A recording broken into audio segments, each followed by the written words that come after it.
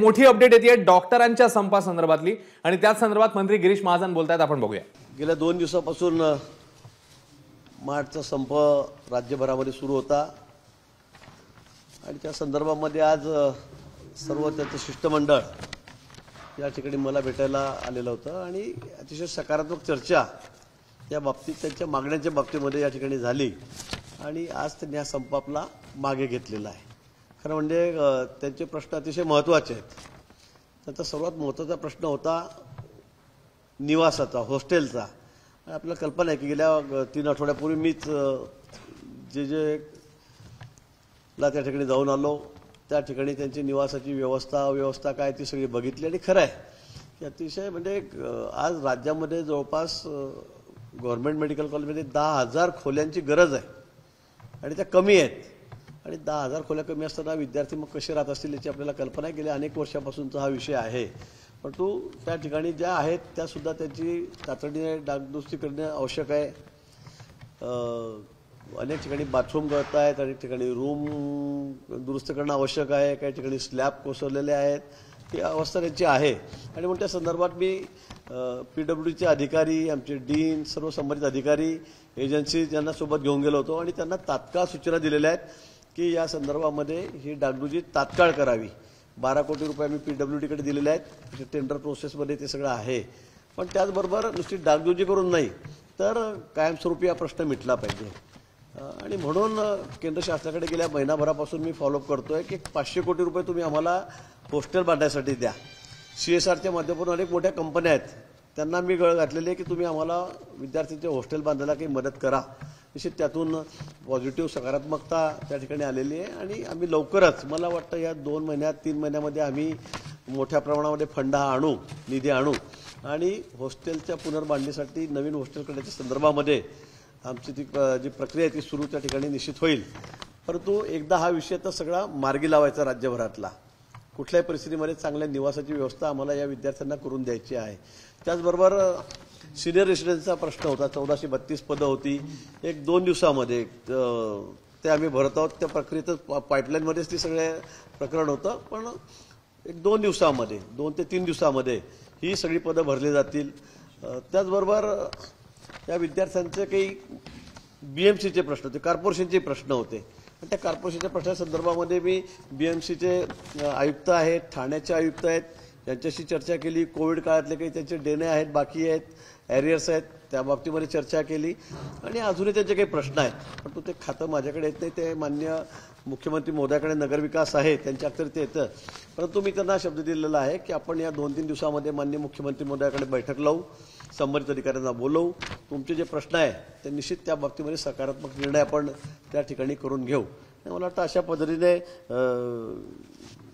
काही अजूनही अडचणी तक्रारी मार्चच्या होत्या, मग आता 3-3 महिन्यासाठी आपण डॉक्टरांना बाहेर पाठवतो, मग त्या ठिकाणी राहण्याची व्यवस्था काय डिस्ट्रिक्ट प्रोग्रामसाठी, तर त्या ठिकाणी सगळ्या अधिकाऱ्यांना आम्ही सक्त सूचना दिलेल्या आहेत की यांची व्यवस्था आधी व्यवस्थित करा राहण्याची आणि नंतरच मग आपण यांना बोलवा। त्या पद्धतीने आम्ही तिथे त्यांची व्यवस्था केलेली आहे। कुठेही डॉक्टरांची अव्यवस्था व्हावी किंवा त्यांच्याकडे दुर्लक्ष आहे असं कधी या ठिकाणी होणार नाही, झालेलं नाही आहे।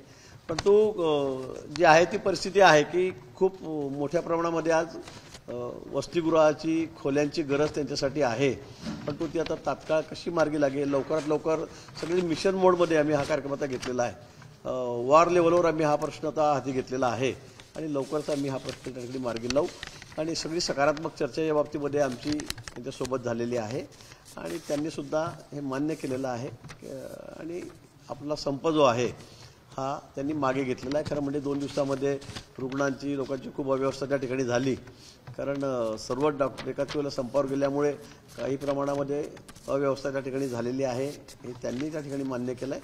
परंतु पुढे मी त्यांना सांगितलेलं आहे की अशा पद्धतीने आपल्याला काही करायचं असेल, पाऊल उचलायचं असेल तर पूर्वी मला भेटा, कारण मागचे 5 वर्ष मी मंत्री असताना काही झालं तर मी आधीच सांगितलेलं होतं त्यांच्या पद्धतीने तुम्ही मला येऊन भेटा, आपण तात्काळ प्रश्न मार्गी लावू।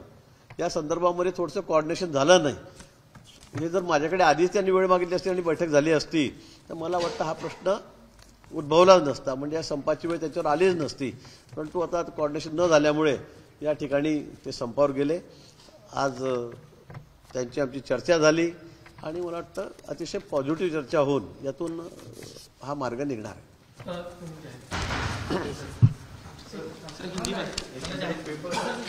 तू इकडे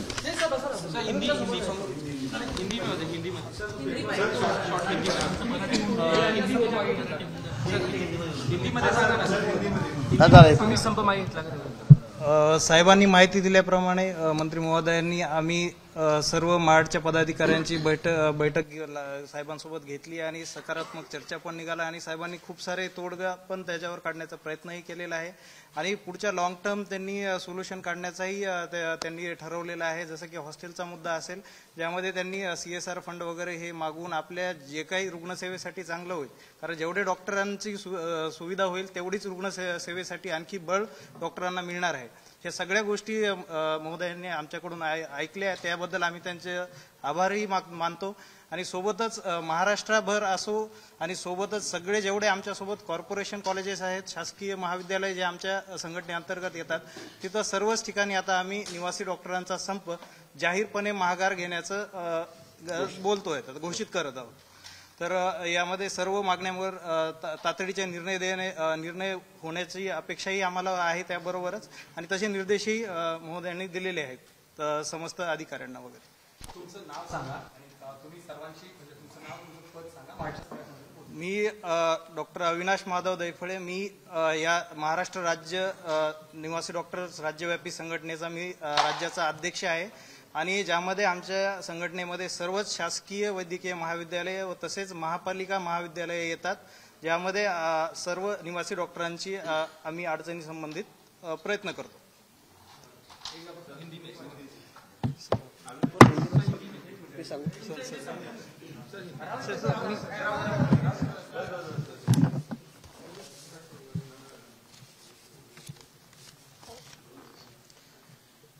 पिछले 2 दिनों से राज्य में मार्ड की तरफ से एक स्ट्राइक किया गया था और 2 दिन से बहुत सारी अव्यवस्था जो पेशेंट्स है, जो रुग्ण है, उनके लिए हुई थी.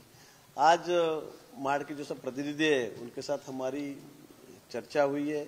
उनके जो प्रॉब्लम है, विशेष रूप से हॉस्टल के प्रॉब्लम उनके ज़्यादा है. आज राज्य में ये भी बात मैं मानूंगा कि करीब करीब 10,000 रूम्स की कमतरता, मतलब कमी आज मेडिकल स्टूडेंट के लिए है. तो जो भी है, जहाँ भी है, वहाँ भी बाथरूम की व्यवस्था है, टॉयलेट की व्यवस्था है, या जो भी रूम की व्यवस्था है वहाँ भी दुरुस्ती करने की ज़रूरत है. उन्हें भी उनकी मरम्मत करने की ज़रूरत है. मैंने पिछले महीने में ही सभी हॉस्टल का जायजा लिया था. मैं खुद वहाँ करीब करीब जे में 3 घंटे वहाँ जाकर सभी हॉस्टल को मतलब खुद जाकर वहाँ देखा था. बहुत अव्यवस्था वहाँ पे है, ये भी मुझे मान्य करना ही पड़ेगा. तो मैंने तुरंत आदेश दिए हैं. डीन है वहाँ के, हमारे PW के ऑफिसर से, उनको कहा था कि 12-15 करोड़ रुपए हमने उनके पास दिए हैं कि तुरंत इसकी मरम्मत की जाए. उसके बाद तो 10,000 रूम राज्य में आज हॉस्टल के कम है. बहुत अव्यवस्था डॉक्टर्स की निश्चित रूप से है. तो उसके लिए मैंने केंद्र से भी 2 महीने से मैं कोशिश कर रहा हूँ कि 400-500 करोड़ रुपए अगर हमें मिलते हैं. उसी तरह CSR में भी मैं कोशिश कर रहा हूँ. तो एक ही बार ये विषय हम समाप्त करें, क्योंकि आज 10,000 रूम की कमतरता होने के बाद तो कैसी व्यवस्था होगी आप सोच भी सकते हैं. तो इसीलिए हमेशा के लिए ये प्रश्न हमें ख़त्म करना है और डॉक्टर्स की अच्छी व्यवस्था भी हमें वहाँ पर करनी है.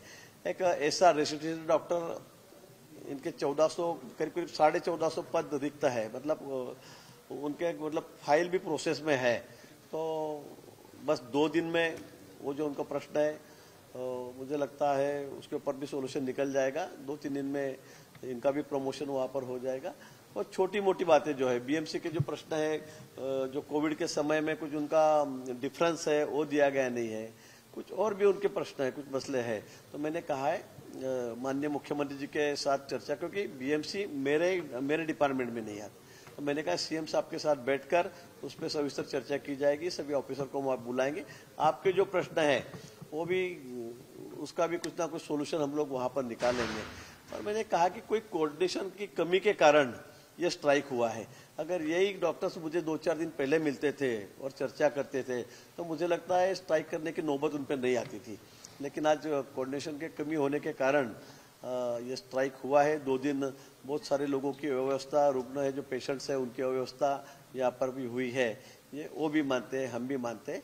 और मैंने आगे के लिए उनसे ये भी कहा है कि आपकी जो भी मांगे हैं, जो भी जायज मांगे हैं, वो पहले तुरंत उसके बारे में हमसे आकर चर्चा किया करो, हमें बोल दिया करो। नहीं तो हमने इसे तय किया कि हर 3 महीने बाद हम लोग एक दिन बैठेंगे, आपके जो प्रॉब्लम्स है, स्टूडेंट्स की जो प्रॉब्लम है, डॉक्टर्स की जो प्रॉब्लम है, उसके लिए हम चर्चा करेंगे और उसके बाद में फिर मुझे लगता है हल निकलेगा। कोऑर्डिनेशन नहीं रहा तो ऐसे प्रॉब्लम तैयार होते हैं।